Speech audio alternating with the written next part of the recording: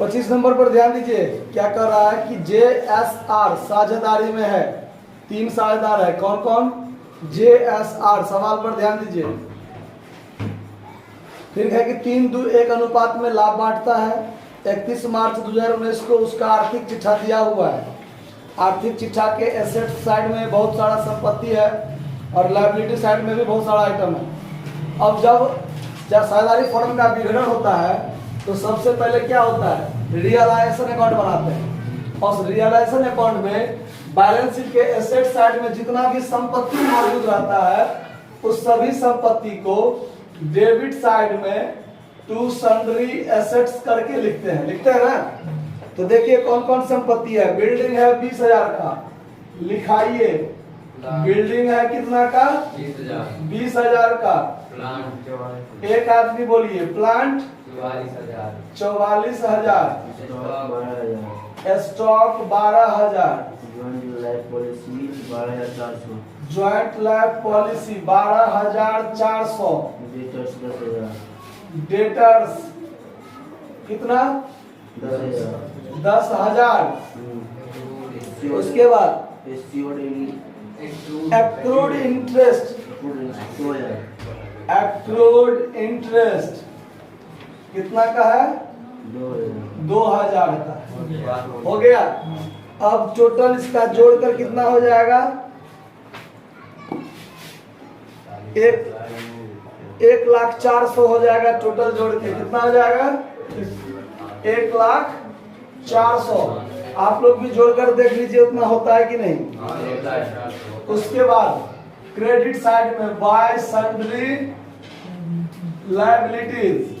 Bye sundry liabilities इसमें क्या सब होगा? देखिए क्या सब है इसमें। कैपिटल है तो कैपिटल तो छोड़ देंगे हम लोग। रिजर्व फंड भी छोड़ देंगे क्योंकि साझेदार आपस में बांटेगा। एम्प्लॉय प्रोविडेंट फंड लिखाएगा, ये कर्जा है। एम्प्लॉय प्रोविडेंट फंड कितना का है? 6,000 का। उसके बाद देखिए डिप्रिसिएशन रिजर्व 10,000। ये जो डिप्रिसिएशन रिजर्व है इस पर ध्यान दीजिए। कितना का डिप्रिसिएशन रिजर्व? 10,000 का। ये 10,000 किसी संपत्ति पर जो ह्रास लगता है उस ह्रास को लाभ से तो कम किया जाता है लेकिन संपत्ति में से घटाया नहीं जाता है। जो प्रोविजन फॉर डिप्रिसिएशन अकाउंट 11वीं में पढ़े होइएगा, थोड़ा बहुत ध्यान होगा आपको। तो वो डिप्रिसिएशन रिजर्व जो है ये कोई लायबिलिटीज नहीं है। इधर जो संपत्ति है आपका, ये बिल्डिंग प्लांट है, इसी पर ना ह्रास लगा होगा तो इसका दाम 10,000 से घटना चाहिए था लेकिन वो नहीं घटता है जब डिप्रिसिएशन रिजर्व अकाउंट खोला जाता है तब। तो इधर संपत्ति साइड में नहीं कम हुआ, इसीलिए ये रिजर्व को क्रेडिट साइड में देकर क्या करते हैं? बराबर करने के लिए देते हैं, क्योंकि इधर संपत्ति तो कम हुआ नहीं लेकिन संपत्ति का दाम तो उतना से ह्रास तो लगाया गया है। तो ये लाभ को तो कम किया होगा लेकिन संपत्ति को कम नहीं किया, इसीलिए क्रेडिट साइड में डालकर इसको छोड़ देंगे। ये कोई लायबिलिटीज नहीं है जो इसका भुगतान भी होगा। लायबिलिटी साइड में रिजर्व के रूप में लिखा हुआ है तो ये डिप्रिसिएशन रिजर्व को क्रेडिट में लिख करके क्या करेंगे? छोड़ देंगे और फिर डेबिट में इसको भुगतान नहीं करेंगे क्योंकि ये कोई कर्जा नहीं है, लायबिलिटी नहीं है। अब आगे ध्यान दीजिए। क्रेडिटर है 22,000 का। क्रेडिटर 22,000 का। टोटल कितना हो गया? 32 और 6 38,000। आया बात समझ में? अब आगे ध्यान दीजिए। अब फर्म विघटित हो गया है। जे ने भवन को पुस्तकीय मूल्य पर लिया, यानी जे नाम का साझेदार एक संपत्ति ले लिया। तो संपत्ति लिया तो क्रेडिट साइड में क्या लिखेंगे? By J capital account. कोस्ट में क्या लिया है? ये बिल्डिंग टेकन। बिल्डिंग टेकन कितना में लिया? पुस्तकीय मूल्य पर। तब पुस्तकीय मूल्य कितना का? 20,000 का। तब 20,000 यहाँ लिख दीजिए। सर पुस्तकीय मूल्य जो बैलेंस शीट में दाम लिखा हुआ है, तो जो बैलेंस शीट में लिखा हुआ वही ना आप यहाँ लिखे हैं। तो यही 20 का 20,000 में क्या किया? ले लिया। और लेनदारों को भी भुगतान करने के लिए सहमत है। तो डेबिट में टू जे कैपिटल अकाउंट, पोस्ट में क्या लिख देंगे, क्रेडिटर्स पेड, यानी लायबिलिटी को इसने भुगतान किया है। कितना रुपया में भुगतान किया वो नहीं कहता है, तो 22,000 का है ना, 22 का 22,000 लिख लेंगे। उसके बाद उपार्जित ब्याज संग्रहित नहीं हुआ, जबकि 1200 का संदिग्ध दायित्व का भुगतान किया गया। ठीक है, अब ये है संपत्ति से वसूली और कर्जा, एक अनरिकॉर्डेड लायबिलिटी है, कोई संदिग्ध दायित्व, उसको भुगतान किया गया कितना, 1200। तो चलिए उसको हम अब आगे भुगतान करते हैं। तो पहले संपत्ति से वसूली लिख लेते हैं, बाय कैश अकाउंट के बाद by cash account assets realise में क्या सब है ध्यान दीजिए। इसमें आपको दिया हुआ है प्लांट से 50,000, प्लांट से कितना 50,000, उसके बाद स्टॉक से 10,000, स्टॉक से 10,000, उसके बाद डेटर से 9,200। अब यहां ध्यान दीजिए, बिल्डिंग को जे ले लिया, प्लांट स्टॉक डेटर से यहां वसूल हुआ, एक्रूड इंटरेस्ट के बारे में सवाल में है ही नहीं कि वसूल होगा, तो आपको रह गया एगो ज्वाइंट लैब पॉलिसी। तो इसके बारे में अगर वसूली नहीं दिया हुआ है तो इसका वसूली नहीं करेंगे, इसीलिए बस इतना ही टोटल क्या हो जाएगा 69,200। अब यहाँ ध्यान दीजिए, डेबिट साइड में एक आपका संदिग्ध दायित्व है, अनरिकॉर्डेड लायबिलिटी।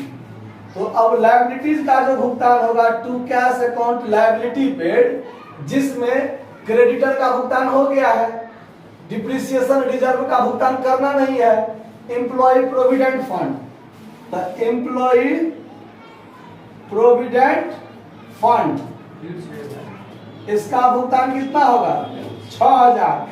और एक लायबिलिटी है आपका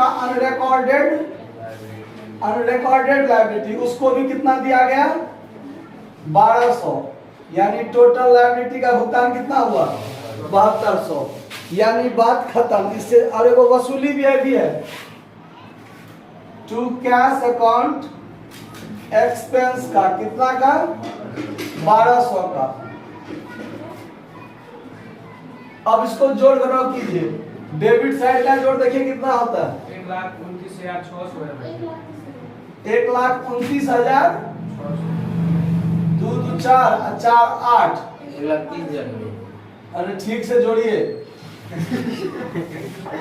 1,22,000, 22 7 29,000, 29,000, 30,000, 1,30,800, 1,30,800, यहाँ भी 1,30,000। अब इसमें ये घटाइए तो जो बचेगा वो bye partners capital account loss, कितना हुआ 3,600। JSR, ये 3 नाम का साझेदार है कि कौन सा अनुपात है लाभ बांटने का, तो 6 त्रिक 1800, 6 दूना 1200 और 600 हो गया।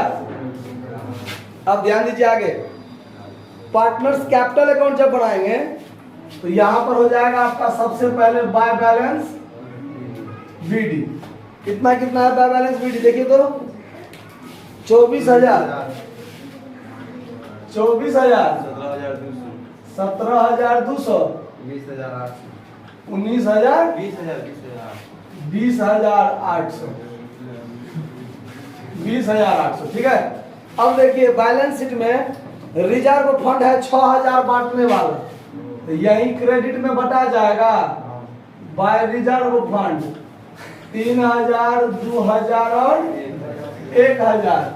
यहाँ देखिए जे संपत्ति लिया है और जे कर्जा का भुगतान किया है, तो यहाँ क्रेडिट में by realisation account assets taken, कितना में संपत्ति लिया था नहीं, इधर होगा लायबिलिटी पेड, कितना का लायबिलिटी पेड 22,000 का ना, इधर जो संपत्ति लिया वो डेबिट में आ जाएगा to realisation account assets taken, कितना 20,000। संपत्ति लिया क्रेडिट में तो डेबिट में आएगा, और कर्जा भुगतान डेबिट में किया तो क्रेडिट में जाएगा। ठीक है, अब आगे नहीं है, अब ये है लॉस। डेबिट में बांट दीजिए, टू रियलाइजेशन अकाउंट लॉस। कितना कितना 1800, 1200, 600। अब इसका बात यहाँ खत्म हो गया। जोड़िए कितना होगा इसका 49,000 टोटल। यहाँ भी 49,000 टोटल। इसमें से घटाइए तो to cash account final payment हो जाएगा कितना 27,200। इसका देखिए 19,200, यहाँ भी 19,200, अब 1200 घटेगा तो 18,000। इसका हो जाएगा 21,800। 21,800, 600 घटा तो 21,200। फाइनल पेमेंट हो गया, आंसर मिल गया है। अब यहाँ चलिए टू बैलेंस बीडी। तो टू बैलेंस बीडी कैश कितना छोड़े थे 5,600। अब रियलाइजेशन में देखिए by cash account assets realise जो है वो डेबिट में आएगा। To realisation account assets realise 69,200। इधर देखिए to cash account liability paid 7200। तो by realisation account liability paid कितना, अब बाय रियलाइजेशन अकाउंट एक्सपेंस के नाम पर कितना। अब पार्टनर्स कैपिटल में आइए, यहाँ फाइनल पेमेंट जो है वो क्रेडिट में जाएगा। Bye partners capital account final payment JSR। जे को कितना हुआ 27,200, आर को 18,000 और इसको 21,000। टोटल जोड़ के कितना हुआ है कितना 66,400। ठीक, अब इस टोटल को जोड़िए तो ये हो जाएगा 74,800। यहाँ भी 74,800 हो जाता है, जोड़कर देखिए तो कि गड़बड़ है। नोट कर लीजिए, धन्यवाद। आया समझ में।